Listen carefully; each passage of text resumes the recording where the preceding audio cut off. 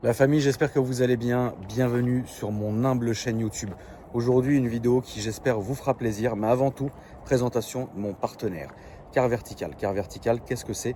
C'est un service en ligne qui va regrouper une tonne d'informations sur l'historique de votre voiture. Par exemple, vous voulez acheter ou vendre votre voiture, mais vous voulez la checker, savoir d'où elle provient, combien de propriétaires elle a eu avant vous, est-ce qu'elle a déjà été accidentée, est-ce que le compteur kilométrique affiche bien ses bons kilomètres, Seigneur. Et pour ça, c'est très simple. Vous allez suivre les indications qui sont à l'écran et aller dans ma description. Cliquez sur le premier lien et une fois que vous êtes arrivé sur le site, vous allez rentrer votre numéro de châssis ou votre plaque d'immatriculation. Et avec ça, vous allez pouvoir accéder à toutes les informations. Mais avant de payer, n'hésitez pas à mettre ce beau code promo qui s'affiche maintenant et qui vous fera office de 20% de réduction, la famille. Allez, la famille, on est parti pour le deuxième tournage, comme promis. Rebonjour. Rebonjour. Ça va, mon frérot? Ça va, impeccable. Allez, on est parti, la famille. Pour ceux qui n'avaient pas vu la première vidéo, on avait filmé le M5 qui tractait le 1M. Et donc, du coup, aujourd'hui, on va se faire la vidéo du 1M comme prévu. Alors, raconte-moi cette voiture, mon frérot. Donc, BMW 1M de 2011 que j'ai acheté il y a quelques mois. Elle est originaire d'Allemagne. Il y a eu une préparation en fait par un préparateur allemand assez connu, Aworks, je ne sais pas si tu connais. Ça me dit quelque chose. Donc la préparation elle consiste en quoi? C'est le toit carbone qui n'existe pas sur une AM d'origine. D'accord. Un véritable toit carbone, pas un covering. Oui, un vrai de vrai, oui. Voilà, exactement, un vrai toit carbone. Donc pour gagner une dizaine de kilos, on va dire. Il y a quand même 10 kilos de... Ouais, je crois 12 kilos, si je ne dis pas de bêtises. D'accord. Et puis encore une fois, c'est sur le plus haut de la voiture, donc pour la répartition des masses, c'est top. Il y a une prépa châssis, donc KW3 Club Sport, retardé en usine pour le préparateur. D'accord. Après un stage 2, échangeur pour volume, des katas et un petit filtre dans la boîte à air d'origine, avec la carte qui va avec évidemment. Et puis c'est déjà pas mal. Et après moi j'ai rajouté encore d'autres éléments plus dans l'intérieur, dans l'habitacle. D'accord. Donc notamment les sièges BMW Performance. Je peux ouvrir, bien sûr. Donc les sièges BMW Performance donc, sont les baquets en cuir en Alcantara que vous avez ici. C'est d'ailleurs très joli. Je trouve presque obligatoire dans une AM. Je trouve ça bien. Sièges d'origine en cuir, bon, qui sont très beaux, mais ça fait un peu 120D quoi. Donc voilà, je voulais vraiment des sièges gestion entre des récaros pole position un peu plus radical pour le circuit, vu que je fais un peu de piste avec, ou les M-Perf, mais bon, les M-Perf sont quand même. C'est plus d'origine, on va dire. Ça fait plus d'origine. Les constructeurs, c'est plus, même en termes de garantie, d'assurance, c'est mieux. Qu'est-ce que tu as fait d'autre? Le volant de performance. Ok. Que moi j'ai fait. Quand tu dis c'est toi qui as fait, ça veut dire? Que j'ai monté. Oui, que tu as monté, d'accord. Voilà, oui. Non, oui, non, je pensais que. Non, mais je fais pas mal de choses, mais ouais. c'est un gars dans le sud qui fait des volants sur mesure, donc il a pris le volant d'origine, il l'a retravaillé comme le MPF d'origine, parce que ça n'existe pas dans cette config où il y a du semi-cuir et de l'Alcantara. D'accord. Ils sont tout en Alcantara chez BMW et moi je voulais vraiment semi-cuir Alcantara, donc je l'ai fait faire sur mesure. Ok. Et puis voilà, dans l'habitacle c'est déjà pas mal. Et après il y a un truc que j'ai pas encore fait, que j'ai acheté mais que j'ai pas encore monté, c'est le kit gros frein. J'ai acheté des Brembo GT 6 pistons. D'accord. Parce que par rapport à la M5 justement, je fais un peu plus de piste avec. Voilà, exactement. Donc du coup le freinage est quand même important. Oui. Donc j'ai acheté un kit gros frein que je vais monter bientôt. Et puis après il y a le petit aileron carbone M Performance. Et après j'en ai pas parlé, mais il y a le kit déco aussi qui a été fait par un professionnel près chez moi, qui reprend l'esprit de la 2002 Turbo ou de la M2 bien sûr, compétition électrique. C'est un peu un mix des deux. Et voilà, du coup ça lui donne un petit style aussi. C'est pareil que sur du full blanc. Sur du full blanc, je trouve que c'est un. Oui, ça lui fait un petit style. Voilà, ça fait un petit style un petit peu plus. Puis après bon, j'ai rajouté juste mes écritures et puis voilà. Mais ça fait un petit style. Donc ça, c'est tes réseaux sociaux, hein, Joss Motorsport. Donc Instagram, Facebook et compagnie. Joss Motorsport plus sur Facebook et d'accord. Sinon Insta comme la M5 Nikos pardon. Donc Nikos. Nikos JO2SE. Ok, très bien. Et après une petite lame avant aussi d'ailleurs comme M5. J'ai pas mis de carbone parce que c'est beau, mais sur la piste une fois sur deux tu la broyes. Bah évidemment. Donc une lame pas trop chère mais qui fait son petit effet. Ouais, qui fait son petit effet. Noir qui vont avec. Et puis voilà, on est déjà pas mal je pense sur la prépa. Tu peux m'ouvrir le capot s'il te plaît mon frérot. Donc voici la bête, la famille. Question, c'est fiable? Là elle a pas beaucoup de kilomètres, 65 000 km, donc pour l'instant moi j'ai pas eu de gros problèmes, à part bougies et bobines que j'ai remplacées, parce que j'ai une bobine qui a grillé. Après, on sait que sur les N54, il y a quelques problèmes d'injecteurs, de pompe HP, il y a quelques petits problèmes, mais en soi, l'interne moteur, c'est très solide dans les N54. C'est juste tout ce qui est autour en fait qui va avoir tendance des fois un peu lâcher. D'ailleurs, c'est connu aussi les turbos qui font des bruits un petit peu. Mais là, celle-ci, vu qu'elle n'a pas beaucoup de kilomètres, honnêtement, j'ai pas eu de problème particulier. Quel genre d'entretien ça nécessite pour être vraiment tranquille? Des bonnes vidanges déjà. Ouais. Voilà la base, on va dire. Et après, coussinet, mais à un fort kilométrage. D'accord. 200 000, on va dire. Faut faire les coussinets. Voilà, exactement. Okay. Comme toutes les M, j'ai envie de dire. Franchement, de toute façon, toutes les M, il n'y en a pas une qui sort du lot. Coussinet de bielle, c'est obligatoire. Le charge pipe, j'en ai pas parlé d'ailleurs. Le charge pipe qui est renforcé. Par contre, parce qu'il a tendance à casser, comme sur les M2, N55, enfin d'autres motorisations un peu plus récentes. C'est un charge pipe en plastique, enfin celui-ci on a lu justement, mais d'origine en plastique, et il vient casser. Donc voilà, ça crée des problèmes. Mais là, donc j'en ai mis un renforcé. Mais sinon, après, en entretien, par rapport par exemple à une M5 V10, c'est quand même beaucoup plus. Enfin, moins cher d'entretenir un véhicule comme ça que. Pourquoi il y a eu cette rumeur, entre guillemets, que cette voiture n'était pas fiable? Pas la tienne, hein, bien sûr, oui, mais non, bien sûr, la M en général. Honnêtement, sur la M, j'ai pas de retour vraiment négatif. Alors, les 335i qui sont équipés du même moteur, eux ont un peu plus de problèmes. Alors, même la M, finalement, c'est le même moteur, il y a juste quelques différences. Il y a le carter qui est différent, coussinet bielle qui sont un peu différents par rapport au 335i N54. Là, c'est un N54T. D'accord. Sur la 335i, c'est un N54 standard. Il y a quelques modifs. Mais c'est vrai qu'il y a eu des problèmes après de bobines, de calculateurs, il y a eu d'autres problèmes. Mais moi, encore une fois, sur les 1M, sur la mienne, t'as pas eu de soucis. J'ai pas eu de grand retour Et la boîte? Là, c'est une boîte méca. Ok. Toutes les 1M sont en boîte méca, de toute façon. C'est des boîtes qui sont solides. C'est solide. Tu peux y aller. Volant moteur embrayage, par contre, à surveiller aussi. Justement, à partir de 70-80 000 km, en général, ça tendance un peu à lâcher. Mais sinon, après, même le pont. Après, c'est tous les trains roulants d'une M392, la 1M d'ailleurs. D'accord. Pour ceux qui ne le savent pas. Il y a le pont qui a tendance des fois à prendre un petit peu de jeu, l'autobloquant qui s'use. Encore une fois, là, elle n'a pas beaucoup de kilomètres, donc ça va. Voilà, exactement. Ok. Donc c'est le genre de voiture, on peut y aller ça va. assez sereinement. Exactement. Ouais. Ça coûte quoi aujourd'hui? Je pense en une grosse moyenne, les 1M en France, on est sur du 60 000. Ouais. Et après, ça peut monter des fois à celles qui ont moins de kilomètres. C'est pareil, en France, elles ont été numérotées. Les 100 premières, il y a 101 M françaises qui ont été numérotées. Elles sont en général un petit peu plus chères. Elles n'ont rien de plus. Oui, bien sûr. Mais voilà, elles sont un petit peu plus chères. Donc des fois, celles qui ont très très peu de kilomètres et qui sont numérotées France, elles peuvent vite monter des fois 70 ou plus. Et puis on a celles qui ont plus de kilomètres, qui ont été un petit peu... Sussautées. Exactement, on peut dire ça comme ça. Qu'on peut commencer à avoir à 45 000 euros. D'accord. Donc finalement, c'est pas non plus, c'est pas un gouffre à problème, c'est pas un gouffre à oseille, ça va. Exactement, ouais. Pourtant, c'est vrai que c'est une voiture qu'on voit rarement. Alors, déjà, il y en a eu très peu. Oui, il y a aussi ça. Il y a aussi le fait qu'on en a eu dans le monde, donc il y en a eu très peu. Et c'est vrai que les gens, ils n'ont pas tendance à vouloir ce type de véhicule en général. Maintenant, aujourd'hui, les gens veulent des M2, des M4, on en voit plus. Voilà. C'est le précurseur de la M2. Donc, c'est la première M en turbo, en 6 cylindres turbo, en fait, 3 litres. C'est vrai que c'est la précurseur, ça c'est sûr. C'est la grande sœur de toutes les M2, les M4. C'est ça, exactement. Donc c'est pour ça que cette voiture, elle est beaucoup aimée. Et les gens, finalement, connaissent pas plus que ça. Non, c'est pas hyper connu, pourtant c'est mythique quand même. Oui, bien sûr, bien sûr. Avec ses ailes très larges justement, voilà. Encore une fois la première M en turbo, à l'époque d'ailleurs justement qui n'était pas bien aimée parce que les gens étaient un peu... Oui, les gens n'aimaient pas au début, mais bon après tu sais comment c'est aujourd'hui, les gens retournent vite leur veste. C'est 10 ans après où on se rend compte qu'en voilà, fait, exactement. pas si mal. Non mais c'est vrai, bien sûr. Donc une gueule incroyable. Et elle sort combien de chevaux alors maintenant? On va dire environ, j'ai pas de passage au banc, moi je l'ai pas repassé au banc. D'accord. Le préparateur allemand à Works qui a fait toute la préparation l'annonce à 430. Ok. Voilà. Un peu plus puissante en puissance justement qu'en général ce qu'on peut voir sur du stage 2 en France. Et un peu moins coupleuse par contre. C'est-à-dire que la cartographie en fait elle a été faite pour être efficace sur piste. C'est-à-dire qu'aujourd'hui, avoir beaucoup de puissance sur une propulsion boîte méca, sur piste, c'est pas nécessaire. Non. C'est pour patiner. Il faut avoir de la longe. Voilà, exactement. Il vaut mieux avoir un petit peu moins de couple, un peu plus de nervosité. Oui. Pour être plus efficace. Et la preuve en est parce que c'est vrai qu'elle n'a pas tendance à trop glisser par rapport aux autres. D'accord. Elle grippe vraiment. Et puis de toute façon, c'est pas forcément le type de conduite que toi tu souhaiterais. Ouais, exactement. Après, sinon, on lui met 600 chevaux et puis on la met sur circuit, on fait du drift avec. Oui, voilà. Mais c'est pas ton idée. Donc, pas sur celle-ci en tout cas. Ouais, pas sur celle-ci, bien sûr. Eh ben écoute, on va aller faire un petit tour. Mon frérot, je te laisse refermer le capot si tu veux.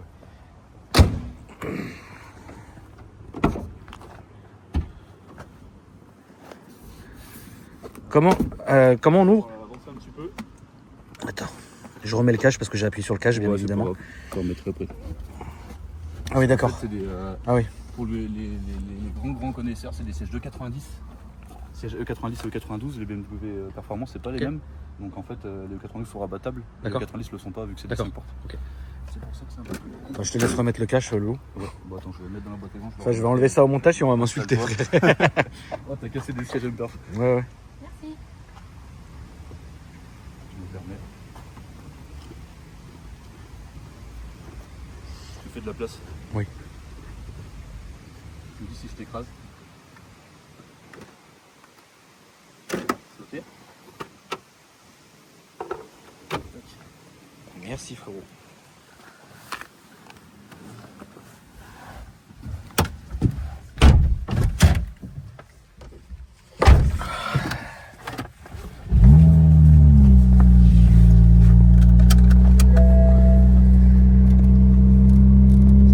On est parti, mon frérot. En termes de ligne d'échappement, qu'est-ce que tu as fait? Juste des katas. Juste un des katas. D'origine, juste les katas. Ok, ça marche.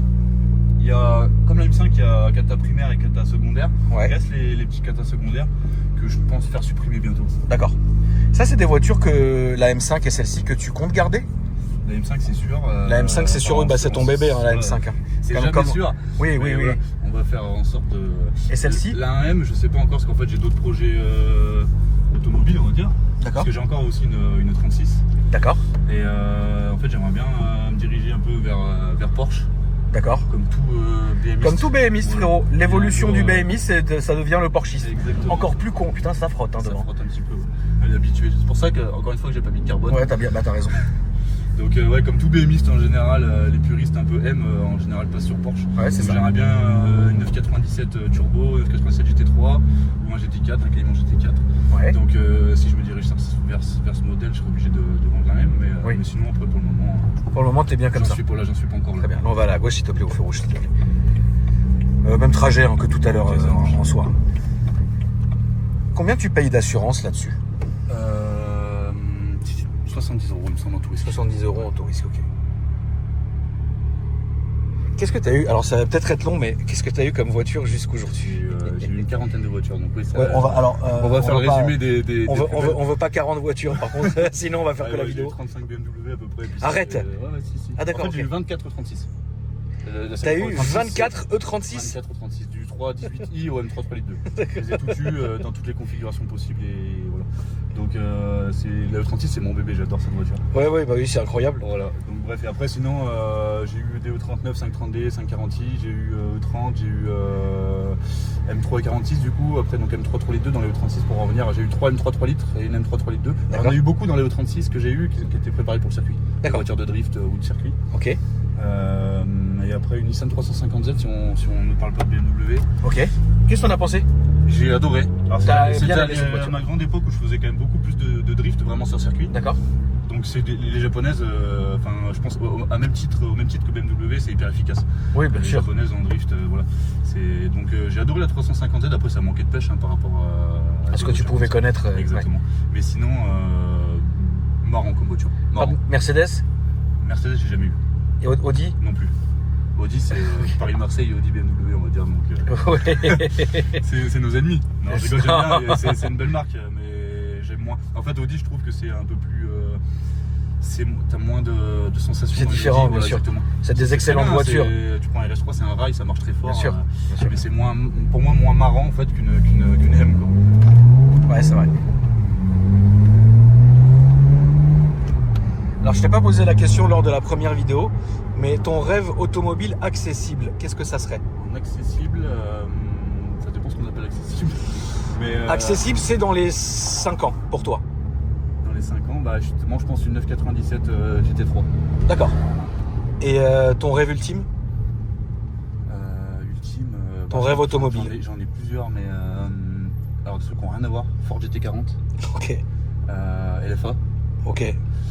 Après du GT3 RS, le 992 ou ouais. un peu comme le basique quoi. Ouais, le basique exactement. De tout passionné automobile, tout le monde veut une GT3 c'est des RS. excellentes voitures. Voilà, exactement.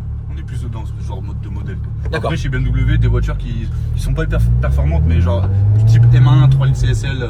Oui, tu veux quelque chose de mythique. Quoi. Voilà, exactement. Ouais, très bien. Ok. La boîte, qu'est-ce que tu en penses sur celle-là? Elle est bien, Elle est très bien, elle a un shifter en plus là, un short shifter. D'accord. Vitesse avec une course plus. Ouais. Boîte courte quoi. Exactement. Franchement, ça va, j'aime bien. Après, de base, je suis quelqu'un qui préfère une boîte automatique, on va dire, c'est quand semi-auto, type TKG ou autre. Mais sur la même, déjà, on n'a pas le choix. Et en fait, finalement, du coup, en l'ayant par dépit, on va dire, je m'y habitue et j'aime bien. Ok. Et sur circuit, je pense que c'est amusant la boîte méca finalement. À Oui, droite, du coup, là. oui, si tu veux, à droite. Ouais, petit tunnel. On va voir, elle rougit un peu pour juste un Decata. Elle rougit quand même. Oui, parfois il en faut pas. Parfois il en faut pas plus. Hein. Elle a un bruit totalement différent des M2 ou autres. Franchement, j'adore le bruit.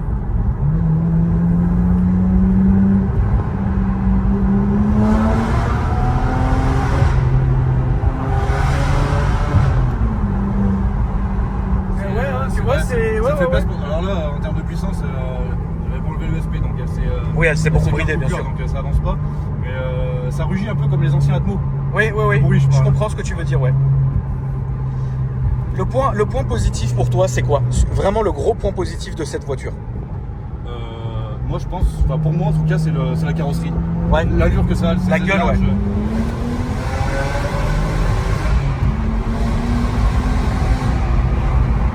Bon, évidemment, là, on sent que ça marche beaucoup plus fort, hein, c'est évident. Parce qu'elle était très bridée par les aides. Mais oui, bien sûr, ça marche bien et ça a fait du bruit. Donc c'est incroyable. Ça marche.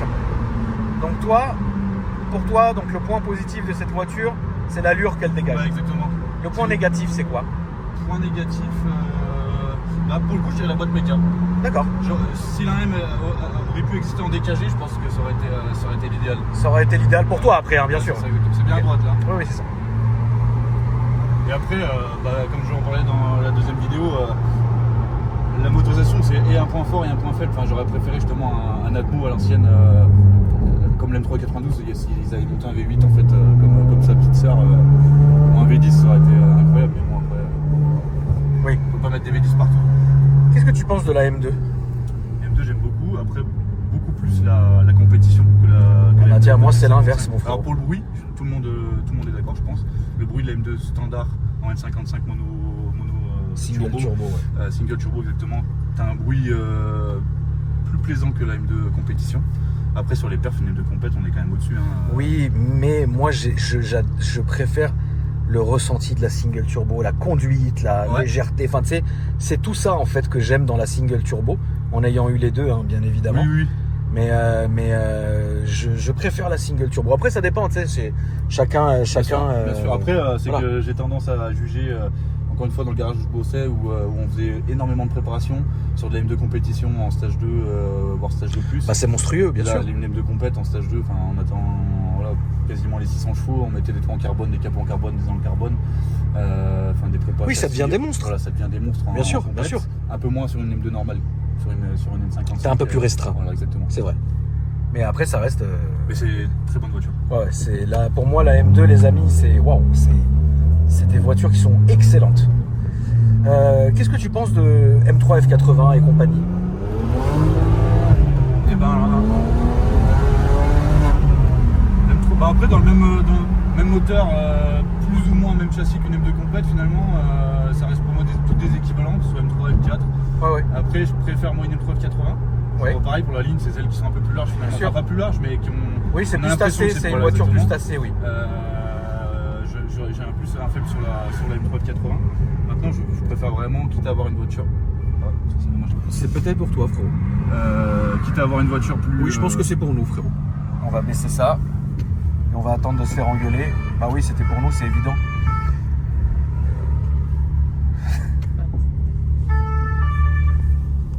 Eh bah, c'était pas pour nous.